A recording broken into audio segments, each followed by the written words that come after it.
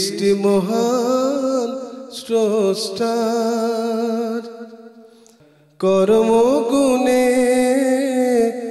আমরা মানুষ, নেই তো কোনো অহংকার। আসসালামু আলাইকুম। লাভেলো নিবেদিত মহিলাঙ্গনের আজকের পর্বে সবাইকে স্বাগতম। মহিলাঙ্গন এনটিভির একটি নিয়মিত পাক্ষিক অনুষ্ঠান। শুরুতেই আলোকপ্রভা। নারী ও মানুষ, নর ও মানুষ।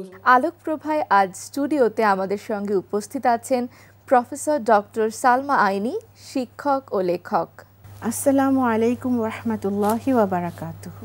আপা, আমরা আলোকপ্রভায় ধারাবাহিকভাবে বেশ কিছু পর্ব ধরেই হজরত খাদিজা রাদিয়াল্লাহু তাআলা আনহার কথা শুনছিলাম আপনার কাছ থেকে। আজও নিশ্চয়ই আমরা তাকে নিয়েই শুনবো। জি, বিসমিল্লাহির রহমানির রহিম। আমরা জানি যে খাদিজা রাদিয়াল্লাহু তাআলা আনহা এক অনন্য চরিত্র, আর খাদিজা শব্দের অর্থ হচ্ছে যিনি আগেই জন্মগ্রহণ করেছেন।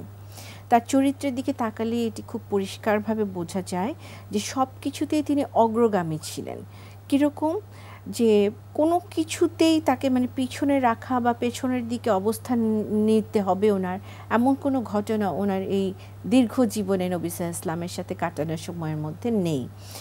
তিনি যখন আনন্দের যুগ যদি বলি, যে ইসলাম যখন পরিস্ফুটিত হচ্ছে, ডন অফ ইসলাম যখন আলো যখন ছড়াচ্ছে, এই আনন্দের যুগে তিনি প্রথম নক্ষত্র, কারণ তিনি প্রথম মুসলিম, এবং একই সাথে তিনি এই আনন্দের শুরুর দিনগুলোর প্রথম গোলাপ, কেননা তিনি নবীজির প্রিয়তমা প্রথম স্ত্রী।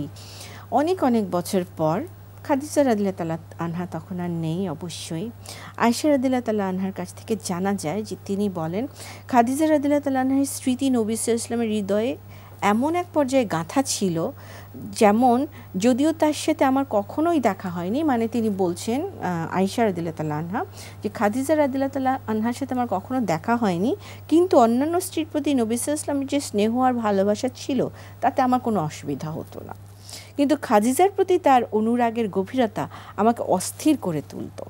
একমাত্র খাদিজার প্রতি তার ভালোবাসাতেই আমার মনে অস্থিরতা এবং হিংসার উদ্রেক হতো। তিনি তার কথা প্রায়ই বলতেন বা মনে করতেন, যার ফলে যখনই তিনি কোনো ভেড়া জবেহ করতেন তখন সেই ভেড়াটিকে টুকরো করতেন, আর তার অংশ তিনি এই এত এত বছর পরও খাদিজা রাদিয়াল্লাহু তাআলা আনহার বন্ধু বান্ধবদের কাছে উপহার হিসেবে পাঠাতেন। এর কারণ জানতে চাইলে নবী সাল্লাল্লাহু আলাইহি ওয়াসাল্লাম বলেন, খাদিজা যাদেরকে ভালোবাসেন আমি তাদেরকে ভালোবাসি। তার খাদিজা রাদিয়াল্লাহু তাআলা আনহার প্রতি তার যে ভালোবাসা, শ্রদ্ধা এবং প্রেম, এটি আসলে অতুলনীয়। এর পরিসীমা নেই, এটিকে আমরা পরিমাপ করতে পারবো না। তারপরেও যখন নবী সাল্লাল্লাহু আলাইহি ওয়াসাল্লাম খাদিজা রাদিয়াল্লাহু তাআলা আত্মীয়রা যখন আসতেন, এত সম্মান করতেন যে উনি উঠে দাঁড়াতেন, এবং অনেক সময় তিনি তার নিজের বসার বালিশটি তাদেরকে দিয়ে দিতেন বসার জন্য। উপরন্তু তিনি একেবারে সরাসরি বারবারই আয়েশাকে জানাতেন, তিনি যাদের ভালোবাসতেন তাদেরকে আমিও ভালোবাসি। একদিন খাদিজা রাদিয়াল্লাহু তাআলার বোন হালা বিনতে খুলাইদ এসেছেন, এবং হালার কণ্ঠস্বর, তার গলার স্বর এবং তার কথা বলার বাচনভঙ্গি এতটাই খাদিজা রাদিয়াল্লাহু তাআলা আনহার মতো ছিল যে নবী সাল্লাল্লাহু আলাইহি ওয়াসাল্লাম গলা শুনতে পেলেই অস্থির হয়ে যেতেন। তার মনের মধ্যে খাদিজা চলে আসতেন সাথে সাথে, এবং তখন তিনি বলেছেন যে আল্লাহর কসম, ইনি খাদিজার বোন, খুলাইদের মেয়ে হালা। জাস্ট গলার স্বর শুনলেই ওনার মনটা তিনি বুঝতে পারতেন, অন্যরকম হয়ে যেত। তিনি তখন হয়তো খাদিজা রাদিয়াল্লাহু তাআলা আনহার কাছে চলে যেতেন। আর আরেকটি জিনিস এখানে বলতেই হয় যে খাদিজা রাদিয়াল্লাহু তাআলা আনহার প্রতি নবী সাল্লাল্লাহু আলাইহি ওয়াসাল্লামের যে ভালোবাসার হৃদয়ে যেই ছবি, এতে করে আয়েশা রাদিয়াল্লাহু তাআলা আনহা কিছুটা বিচলিত তো হতেন, উনি নিজেই বলেছেন। তো একসময় তিনি বলেই ফেলেন যে যিনি কিনা এত বছর, বহু বছর আগে চলে গিয়েছেন, তার প্রতি এত তীব্র আবেগ বা আকর্ষণের কারণটা কি? এবং এভাবে কথা বলে তিনি বুঝাতে চাইলেন যে তিনি তখন তরুণী, তিনি তখন নবী সাল্লাল্লাহু আলাইহি ওয়াসাল্লামের কাছে আছেন, নবী সাল্লাল্লাহু আলাইহি ওয়াসাল্লাম তাকে অত্যন্ত ভালোবাসেন। কিন্তু আয়েশা রাদিয়াল্লাহু তাআলা আনহার সাথে দৌড় প্রতিযোগিতা করতেন, অনেক মজা করতেন, ওনারা হাজব্যান্ড ওয়াইফের সম্পর্ক অতুলনীয় ছিল। তো তখন উনি এটা জানতে চাইলেন যে এত যে ভালোবাসেন, এটা একটু বাড়াবাড়ি, এত বছর পর কেন এরকম? তখন নবী সাল্লাল্লাহু আলাইহি ওয়াসাল্লাম খুব ডিরেক্টলি ওনাকে বলেন, তার মতো দ্বিতীয়টি আর কেউ কি আছেন? সরাসরি বললেন এবং বললেন, আল্লাহ তাআলার স্পর্শকাতর নামে শপথ করে বলছি, তার মতো আর দ্বিতীয় কোনো সঙ্গী তিনি আমাকে দান করেননি। তিনি সর্বোত্তম। সবাই যখন আমাকে অবিশ্বাস করেছে তখন তিনি আমাকে বিশ্বাস করেছেন। সবাই যখন আমাকে মিথ্যাবাদী বলে ডেকেছে তখন তিনি আমাকে সত্যবাদী আখ্যা দিয়েছেন। সবাই যখন আমাকে পাওনা থেকে বঞ্চিত করেছে তখন তিনি তার ধন সম্পত্তি দিয়ে আমাকে সহযোগিতা করেছেন এবং আল্লাহ তাআলা তার মাধ্যমে আমাকে সন্তান দান করেছেন। এই হচ্ছে নবী সাল্লাল্লাহু আলাইহি ওয়াসাল্লামের সরাসরি খাদিজা রাদিয়াল্লাহু তাআলা আনহা সম্পর্কে অ্যাসেসমেন্ট। আপা, আমরা তো জানি যে খাদিজা রাদিয়াল্লাহু তাআলা আনহা তিনি খুবই বুদ্ধিদীপ্ত একজন মানুষ ছিলেন, ভীষণ বুদ্ধিদীপ্ত মানুষ। তার এই ইন্টেলিজেন্স নিয়ে যদি আপনি কিছু বলতেন। যখন নবীজি রিসালাত পেয়েছেন তখন একবার এমন ঘটনা ঘটলো যে খাদিজা রাদিয়াল্লাহু তাআলা আনহার সামনে জিবরাইল আলাইহিস সালাম মানুষের বেশ ধরে আসেন। তো খাদিজা যেহেতু সবসময় খুব বিচলিত থাকতেন যে নবী সাল্লাল্লাহু আলাইহি ওয়াসাল্লাম একাকী হেরা গুহায় রয়েছেন এবং তার প্রচুর শত্রু রয়েছে, তো জিবরাইল আলাইহিস সালাম তাকে নবী সাল্লাল্লাহু আলাইহি ওয়াসাল্লামের কথা তার কাছে জানতে চাওয়াতে খাদিজা রাদিয়াল্লাহু তাআলা আনহা একটু বিচলিত হয়ে গেলেন যে ইনি কোনো ক্ষতি করবেন কিনা। পরবর্তীতে তিনি আবার নবী সাল্লাল্লাহু আলাইহি ওয়াসাল্লামকে ঘটনাটি খুলে বলেন। তো নবী সাল্লাল্লাহু আলাইহি ওয়াসাল্লাম একটু মৃদু হেসে বলেন যে আসলে ওই আগন্তুক আর কেউ নন, উনি জিবরাইল আলাইহিস সালাম স্বয়ং। যখন এই সব ঘটতে শুরু করে দিয়েছে তখন তো ডেফিনেটলি মক্কাবাসী নবীজির একেবারে বিরুদ্ধে এবং তারা কোনো কিছুই বিশ্বাস করছেন না যে জিবরাইল আলাইহিস সালাম এসেছেন এবং তারা এমন বলতে লাগলো যে নবী সাল্লাল্লাহু আলাইহি ওয়াসাল্লামের কাছে জিবরাইল আলাইহিস সালাম তো ফেরেশতা, তিনি আসছেন না, বরঞ্চ ইবলিস শয়তান নবীজি সাল্লাল্লাহু আলাইহি ওয়াসাল্লামের কাছে আসছে। এত বড় অপবাদ তারা দিতে শুরু করলো। তো খাদিজা তখন তো দৃঢ় প্রতিজ্ঞ যে তিনি এটাকে প্রমাণ করবেন যে আসলে নবী সাল্লাল্লাহু আলাইহি ওয়াসাল্লামের কাছে কে আসছেন। তো এইটা প্রমাণ করার জন্য উনি বদ্ধপরিকর হলেন এবং এখানে আমরা তার ইন্টেলিজেন্স এবং তার যে মানে কি পরিপক্কতা, চিন্তা ভাবনার পরিশীলতা, তিনি করলেন কি, উনি নবী সাল্লাল্লাহু আলাইহি ওয়াসাল্লামকে বললেন যে এরপরে যখন জিবরাইল আলাইহিস সালাম আপনার কাছে আসবেন তখন আপনি আমাকে খবর দেবেন, আমি আসব। তো পরবর্তীতে যখন জিবরাইল আলাইহিস সালাম এলেন নবীজি সাল্লাল্লাহু আলাইহি ওয়াসাল্লাম তখন জানালেন খাদিজা রাদিয়াল্লাহু আনহাকে। তা নবীজি বললেন যে জিবরাইল এখানেই আছেন। তখন জিবরাইল ওখানে উপস্থিত, তিনি আমার ঠিক পাশেই আছেন। তো খাদিজা রাদিয়াল্লাহু আনহা এক মুহূর্ত দেরি করলেন না। উনি করলেন কি, তিনি দৌড়ে নবী সাল্লাল্লাহু আলাইহি ওয়াসাল্লামের কাছে চলে আসলেন। এসে তিনি চাইছিলেন যে নবী সাল্লাল্লাহু আলাইহি ওয়াসাল্লামের উনি খুব ঘনিষ্ঠভাবে বসবেন, মানে ডান দিকে উনি বসলেন। আচ্ছা, বসার পর উনি বললেন যে আপনি কি এখনও জিবরাইল আলাইহিস সালামকে দেখতে পাচ্ছেন? তো নবীজি সাল্লাল্লাহু আলাইহি ওয়াসাল্লাম বললেন আমি দেখতে পাচ্ছি। তখন উনি করলেন কি, নবীজিকে তখন তিনি যে পাশে ছিলেন তার উল্টো পাশে গিয়ে উনি আবার নবী সাল্লাল্লাহু আলাইহি ওয়াসাল্লামকে বললেন আপনি ঘনিষ্ঠভাবে বসেন। তো উনি সেটা করলেন। নবী সাল্লাল্লাহু আলাইহি ওয়াসাল্লাম তাকে কষ্ট দিতে চাইলেন না, খাদিজা রাদিয়াল্লাহু তাআলা আনহা, উনি ওনার কথা শুনলেন। তখন আবার উনি প্রশ্ন করলেন আপনি কি এখনও জিবরাইল আলাইহিস সালামকে দেখতে পাচ্ছেন? উনি কি এখনও এখানে আছেন? উনি উত্তর দিলেন উনি এখন এখানে আছেন। এরপরে উনি আরও ঘনিষ্ঠ হলেন এবং উনি ওনার মাথার হিজাবটি খুলে ফেললেন। এবার উনি জিজ্ঞেস করলেন জিবরাইল আলাইহিস সালাম কি এখনও আছেন? নবী সাল্লাল্লাহু আলাইহি ওয়াসাল্লাম বললেন না, উনি নেই। তখন খাদিজা রাদিয়াল্লাহু তাআলা উত্তর দিলেন যে উনি নেই তার মানে হচ্ছে উনি আসলেই ফেরেশতা। ওটি যদি ইবলিস শয়তান হতো তাহলে আমাদেরকে এত কাছাকাছি দেখার পরে সেখানে বসে থাকতো। এবং এই যে উনি তখন একদম যুক্তির সাথে উইথ লজিক, উইথ আর্গুমেন্ট উনি এটাকে স্ট্যাবলিশ নিজের মধ্যে করলেন। কেন করলেন? এবার উনি ফাইট করবেন অন্যান্যদের সাথে এই সত্যটি স্ট্যাবলিশ করার জন্য। এটি হচ্ছে তার বিশাল একটি ঘটনা, তার ইন্টেলিজেন্সের। আপা, আমরা এটাও জানি যে তিনি দাওয়ার অনেক কাজ করেছেন। জি জি, খাদিজা রাদিয়াল্লাহু তাআলা আনহা যেটা করতেন, তিনি যখন নবী সাল্লাল্লাহু আলাইহি ওয়াসাল্লাম ইসলামের বাণী চারিদিকে ছড়াচ্ছেন, যেহেতু উনি অত্যন্ত ধনী এবং সম্ভ্রান্ত ছিলেন, উনি আর নবী সাল্লাল্লাহু আলাইহি ওয়াসাল্লামকে কেউ বিশ্বাস করছিলেন, উনি ঘরে ঘরে গিয়ে উনি প্রত্যেককে নবী সাল্লাল্লাহু আলাইহি ওয়াসাল্লামের কথা বলতেন, সত্য ঘটনা কি তা জানাতে চেষ্টা করতেন, ইসলামের বাণী পৌঁছে দিতেন। এই জন্য তিনি একটি খুব সুন্দর পন্থাও অবলম্বন করেছিলেন। উনি নিজ হাতে রান্না করতেন এবং ছোট ছোট যেমন আমরা জানি আলী রাদিয়াল্লাহু তাআলা আনহু এবং অন্যান্যদেরকে উনি বাড়ি বাড়ি সবাইকে পাঠাতেন দাওয়াত দেবার জন্য ওনার বাসায়, যে ওনারা সবাই একত্রিত হবেন এবং উনি ইসলামের কথা আর নবী সাল্লাল্লাহু আলাইহি ওয়াসাল্লামের রিসালাতের কথা তাদের মাঝে ছড়িয়ে দিবেন, এটি উনি করতেন। আর একটি কথা যে এখানে নবী সাল্লাল্লাহু আলাইহি ওয়াসাল্লাম নিজে বলেছেন, টেস্টিমনি করেছেন জিবরাইল আলাইহিস সালামের মাধ্যমে, মানে জিবরাইল আলাইহিস সালাম টেস্টিমনি করেছেন যে খাদিজা রাদিয়াল্লাহু তাআলা নবী সাল্লাল্লাহু আলাইহি ওয়াসাল্লামের কাছাকাছি যখন এসেছেন একবার, জিবরাইল আলাইহিস সালাম তখন বলেন খাদিজা আসছেন খাবার এবং পানি নিয়ে, যখন উনি যেতেন হিরা গুহায়।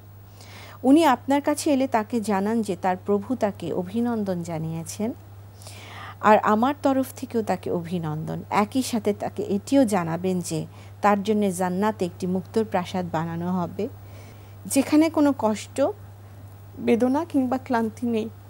তাহলে এই ঘটনা থেকে জানা যাচ্ছে যে জিবরাইল আলাইহিস সালামের কাছ থেকে এই সুসংবাদ স্বয়ং আল্লাহ সুবহানাহু ওয়া তাআলা খাদিজা রাদিয়াল্লাহু তাআলা আনহাকে পাঠান। এবং খাদিজার চরিত্র আমরা এখন শেষ পর্যায়ে চলে এসেছি। সেটা হচ্ছে যে এই এত বড় খবরটি পাওয়ার পরেও তার কোনো আচরণে পার্থক্য হয়নি, বরং একই শান্ত এবং সুস্থিরতার সাথে তিনি বলেন আল্লাহ তাআলাই শান্তি এবং তিনি সমস্ত শান্তির উৎস। আল্লাহ তাআলার শান্তি এবং রহমত আপনার উপরে ঝরে পড়ুক হে আল্লাহর দূত। ইবলিস শয়তান ছাড়া আর সবার উপর শান্তি হোক, এবং জিব্রাইলের প্রতিও আমার শুভেচ্ছা এবং শুভকামনা। যে চারজন মহিলার কথা ডিক্লেয়ার করা হয়েছে তারা জান্নাতি, তাদের মধ্যে খাদিজা রাদিয়াল্লাহু তাআলা আনহা অন্যতম। অসংখ্য ধন্যবাদ আপা চমৎকার আলোচনার জন্য এবং স্টুডিওতে এসে আমাদের সময় দেওয়ার জন্য। আলহামদুলিল্লাহ রাব্বিল আলামিন। নারী ও মানুষ, নর ও মানুষ। আলোচনার জন্য আজ স্টুডিওতে আমাদের সঙ্গে উপস্থিত আছেন অধ্যাপক সেলিন ইয়াসমিন, ইংরেজি বিভাগ MIST। আসসালামু আলাইকুম আপা, আজ আমরা কথা বলবো মাতৃভাষার চর্চা নিয়ে। প্রথমে আপনার কাছে একটু জানতে চাই যে আমাদের জীবনে মাতৃভাষা চর্চার গুরুত্ব কতটা? আসলে এই যে আপনি বললেন মাতৃভাষা, এই মাতৃভাষার শব্দটাই অত্যন্ত শ্রুতিমধুর। মাতৃভাষা মানে মায়ের মুখের ভাষা, মার কাছ থেকে শেখা ভাষা। আর এই পৃথিবীতে প্রায় ৭,০০০-এরও বেশি ভাষা আছে, এবং এই ভাষাগুলোতে বিভিন্ন দেশের লোকজন, বিভিন্ন অঞ্চলের লোকজন নিজেদের মধ্যে কথাবার্তা বলে। তো একটি দেশ কতটা উন্নত, কতটা সংস্কৃতমনা সেটা বোঝা যায় কিন্তু তার মাতৃভাষা দিয়ে। কারণ একটি দেশের শিল্প, সাহিত্য, সংস্কৃতি সব কিছুর চর্চা কিন্তু মাতৃভাষাতেই হয়, দাঁড়িয়ে থাকে। মানে ভিত্তিটাই হচ্ছে মায়ের ভাষার উপর। এবং একটি দেশ কতটা উন্নত, কতটা সংস্কৃতিমনা, কতটা তাদের ঐতিহ্যকে তারা ধারণ করছে, সব কিছুই কিন্তু নির্ভর করছে এই মাতৃভাষার ব্যবহার, মাতৃভাষার চর্চার উপর। কারণ এই মাতৃভাষার চর্চা যদি না থাকে তাহলে কিন্তু একটি সংস্কৃতি তাদের ঐতিহ্যকে সঠিকভাবে অন্যের কাছে, অন্য সংস্কৃতির কাছে উপস্থাপন করতে পারে না, হ্যাঁ, এবং নিজেদের সাহিত্যকে অন্যের কাছে উপস্থাপন করতে পারে না। সে কারণে মাতৃভাষার গুরুত্ব, মাতৃভাষার চর্চার গুরুত্ব অপরিসীম। আল্লাহ সুবহানাহু ওয়া তাআলা সূরা রুমে কিন্তু উনি বললেন যে উনার নিদর্শনগুলোর মধ্যে উনি বেহেশত সৃষ্টি করেছেন, উনি পৃথিবী সৃষ্টি করেছেন, এবং ওনার নিদর্শনগুলোর মধ্যে আরেকটা হচ্ছে উনি অনেক ভাষা এবং অনেক জাতির সৃষ্টি করেছেন, যাতে করে যারা এই জ্ঞান আছে তারা যেন বুঝতে পারে যে আল্লাহর এই সৃষ্টির উদ্দেশ্য কী। আবার সূরা ইব্রাহিমের দিকে যদি আমরা তাকাই, সূরা ইব্রাহিমের ৪ নম্বর আয়াতের এক অংশে আল্লাহ তাআলা বলছেন যে আমি পৃথিবীতে এমন কোনো নবী পাঠাই নাই যে সেই অঞ্চলের মানুষের ভাষায় কথা বলে না। তার মানে তিনি যে অঞ্চলে যে নবীকে পাঠিয়েছেন সেই অঞ্চলের ভাষা যে জানে তাকেই তিনি নবী করে পাঠিয়েছেন, যাতে করে বোঝা যায় যে নিজের অঞ্চলের ভাষায় কথা বলাটাও কতটা জরুরি এবং প্রয়োজনীয়, যাতে করে উনি আল্লাহ তাআলার যে বাণী, যে মেসেজ, যে উদ্দেশ্য সেটা যাতে সবার কাছে পরিষ্কার করে উনি বোঝাতে পারেন। আবার সূরা দুখান আছে, সূরা মারিয়াম, এগুলোতেও কিন্তু আল্লাহ তাআলা বলছেন যে রাসূলকে উদ্দেশ্য করে বলছেন আমি কোরআনকে তোমার ভাষায় সহজ করে নাজিল করেছি যাতে করে সবাই এটা বুঝতে পারে এবং শিখতে পারে। তার মানে আমরা বুঝতেই পারছি যে ভাষার, মাতৃভাষার, নিজের ভাষার গুরুত্ব কতখানি, তাই না? আপা, আমাদের তরুণ প্রজন্ম কিংবা যাদের হাতে আগামীর বাংলাদেশ, তারা মাতৃভাষার ব্যবহারে কতটুকু যত্নশীল? হ্যাঁ, এটাই খুবই আজকাল আমরা দেখছি অনেক ক্ষেত্রেই আমরা কিছুটা হতাশায় ভুগছি যে আমরা তরুণ প্রজন্মকে যখন দেখছি যে তারা না সঠিক বা শুদ্ধ বাংলায় কথা বলছে, অনেক ক্ষেত্রে, সবার কথা আমি বলবো না, অথবা সঠিক ইংরেজিতে কথা বলছে, তাই না? আসলে এটা হয়তো হয়েছে যে আমাদের মানে আজকাল তথ্য প্রযুক্তি বা সামাজিক যোগাযোগ মাধ্যমে তারা যখন সহজেই যেহেতু সংবাদ আদান প্রদান করতে পারে, ওরা টেক্সট করছে, ওরা মেসেজ করছে, তখন যেহেতু অনেক কথা বলার সুযোগ নেই, অনেক সময় অল্প সময়ের মধ্যে অনেক কথা বলতে হবে, সেই জন্য অনেক সময় যে শর্টকাট করতে গিয়ে আবার অনেক সময় দেখা যায় যে শুধু মেসেজ না, এমনি কথা বলার সময়ও কিছুটা ইংরেজি ব্যবহার করে বলছে, কিছুটা বাংলা শব্দ বিকৃত উচ্চারণ করে বলছে। এটা আসলে খুবই দুঃখজনক, কারণ মায়ের ভাষাকে ভুলে যাওয়ার বা মায়ের ভাষাকে বিকৃত করার কোনো সুযোগ কিন্তু নেই। আমরা যদি রবীন্দ্রনাথের দিকে তাকাই, রবীন্দ্রনাথ কি বলেছিলেন যে আগে চাই বাংলা ভাষার গাঁথনি, তারপর ইংরেজি শেখার পত্তন। তার মানে আমাদের কবি সাহিত্যিক যারাই বল না কেন, সবাই কিন্তু আগে মাতৃভাষাকে শক্ত করে ধরতে বলেছেন, তারপর আমরা বিদেশি ভাষা শিখবো। এবং ইসলামেও কিন্তু বিদেশি ভাষা বা অন্য ভাষা শেখাতে কোনো নিষেধ নেই, কারণ সব ভাষাই শিখতে হবে, সব কিছুই আমাদের জানতে হবে, অন্য দেশের কালচারও আমাদের জানতে হবে। কিন্তু মাতৃভাষাকে বিকৃত করা বা ভুলে যাওয়া বা না শেখা, এটা কিন্তু একেবারে গর্হিত। নিজের মাতৃভাষার সম্পদ অন্যদের কাছে, যেহেতু এখন বিশ্বায়নের সময়, অন্যদের কাছে পৌঁছে দেওয়ার জন্যও অন্য ভাষা শেখা দরকার। এবং মাতৃভাষাটা যখন আমরা ব্যবহার করব, সঠিকভাবেই ব্যবহার করা দরকার, শুদ্ধ উচ্চারণে সঠিক শব্দ চয়ন করা, মানে এই ব্যাপারগুলো খুবই জরুরি। মাতৃভাষার সুষ্ঠু ব্যবহার নিশ্চিতকরণে আমাদের কি কি পদক্ষেপ গ্রহণ করা যেতে পারে? এটা আসলে একেবারে ঘর থেকেই শুরু করতে হবে। আমরা মা বাবারা যদি প্রথমে আমাদের মা বাবাদেরকে সচেতন হতে হবে। আজকাল অনেক সময় আমরা বলি হ্যাঁ যে আমার বাচ্চা ইংলিশ মিডিয়ামে পড়ছে, ও বাংলা পারে না, আচ্ছা ঠিক আছে পারে না, এটা আমার জন্য গর্বের বিষয় মনে করি, কিন্তু এটা একেবারেই করা উচিত না, বরং এটা লজ্জার বিষয় যে আগে মাতৃভাষা শিখবে, তারপর বিদেশি ভাষা শিখবে। তারপর আমরা যদি বলি যে আগে, মানে আমি আমার ছোটবেলার কথা বলছি, যে তখন আমরা দেখতাম যে স্কুল কলেজ এগুলোতে কিন্তু নিয়মিতভাবে মাতৃভাষায় বিভিন্ন কবিতা আবৃত্তি, গল্প বলা, গল্প লেখা, কবিতা লেখা, বিতর্ক প্রতিযোগিতা, এগুলো কিন্তু বাংলায় হতো এবং প্রায় হতো এগুলো, হ্যাঁ, ঘন ঘন এগুলো হতো। এই চর্চাটা স্কুল কলেজগুলোতে হচ্ছে না যে তা বলবো না, হচ্ছে কিছু কিছু স্কুলে, কিন্তু অনেক সময় অনেক জায়গাতেই এগুলো কমে গেছে। এগুলোর চর্চা বাড়াতে হবে। মিডিয়া যেহেতু এখন সামাজিক যোগাযোগ মাধ্যম যেহেতু এখন আমাদের বাচ্চাদের হাতের নাগালে, এর মাধ্যমে আমাদেরকে বাচ্চাদেরকে উৎসাহিত করতে হবে। বাচ্চাদের আমরা কিন্তু আগে অনেক গল্পের বই পড়তাম ছোটবেলায়, এখন বাচ্চাদের মধ্যে এই বাংলায় গল্পের বই পড়ার অভ্যেসটা চলে গেছে। হ্যাঁ, তো এই যে বইমেলা আসলে আমরা হয়তো বাচ্চাদেরকে নিয়ে যাই, কিন্তু দেখা যায় যে অতটা তারা আগ্রহী হয় না। সারা বছর দেখা যায় যে বাচ্চারা ইংরেজি গল্পের বই পড়তে থাকে। আসলে প্রযুক্তি বই পড়ার সময়টাকেই কেড়ে নিয়েছে এবং দেখা যাচ্ছে যে ওরা বেশিরভাগই ওই ট্যাব নিয়ে বা সেলফোন নিয়ে ব্যস্ত আছে, গল্পের বই পড়া ওটাই পছন্দ করছে। আসলে বাড়িতে উৎসাহিত করতে হবে, শিক্ষকদের উৎসাহিত করতে হবে এবং উৎসাহ দেওয়ার জন্য বা মিডিয়াকে এই জাতীয় বাংলা ভাষার চর্চা বাড়ানোর জন্য বিভিন্ন কার্যক্রম হাতে নিতে হবে, যাতে শিক্ষার্থীদের মধ্যে, শিশুদের মধ্যে, যুবকদের মধ্যে যাতে মাতৃভাষাটার চর্চা ভালোভাবে হয়। কারণ আমরা শুধু দেখা যায় যে ফেব্রুয়ারি মাস আসলেই বেশ উৎসাহী হয়ে আগ্রহী হয়ে উঠি, তারপর আবার আমরা ফিরে যাই আমাদের আগের অবস্থায়। এই ব্যাপারগুলো আসলে খেয়াল রাখতে হবে আমাদের সবাইকে। আপা, আপনি মাতৃভাষা চর্চায় করণীয় নিয়ে বলছিলেন, আমরা আরেকটু শুনতে চাই। যেমনটা আমরা বলি যে এখন হয়তো বাংলায় খুব ভালো অনুষ্ঠান নেই, তাই বাচ্চারা বাংলা অনুষ্ঠান দেখছে না, ইংরেজি বা হিন্দি অন্য ভাষার দিকে ধাবিত হচ্ছে, কিন্তু আমাদের মিডিয়া থেকে শুরু করে পত্রিকা বা বই সবারই আসলে দায়িত্ব রয়েছে।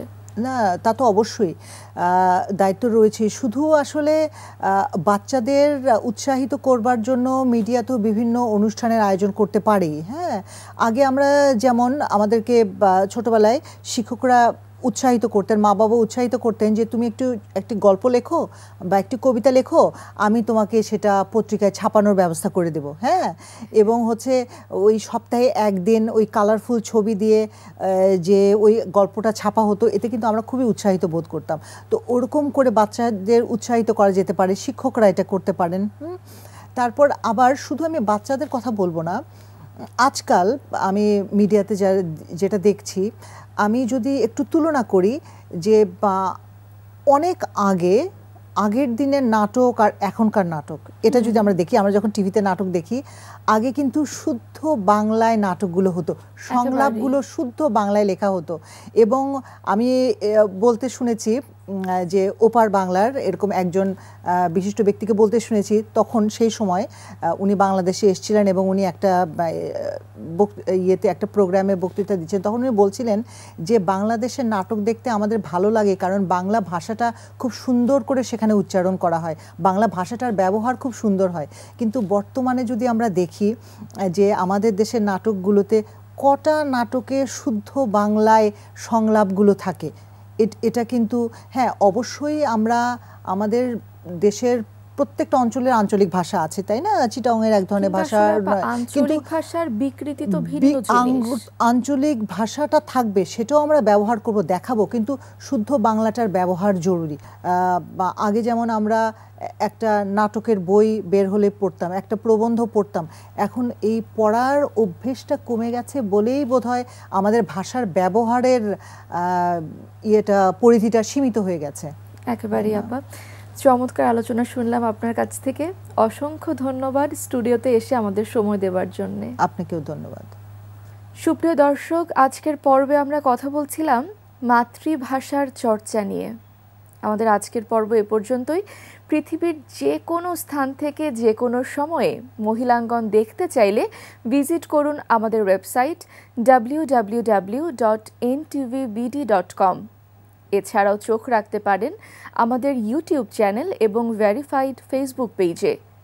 এছাড়াও চিঠি লিখতে পারেন আমাদের ঠিকানায়। পরিচালক মহিলাঙ্গন, এনটিভি, বিএসইসি ভবন, 7ম তলা, 102 কাজী নজরুল ইসলাম এভিনিউ, কারওয়ান বাজার, ঢাকা 1215। সবাই ভালো থাকুন, সুস্থ থাকুন, মহিলাঙ্গনের সাথেই থাকুন। আসসালামু আলাইকুম। সৃষ্টি মহান স্রষ্টার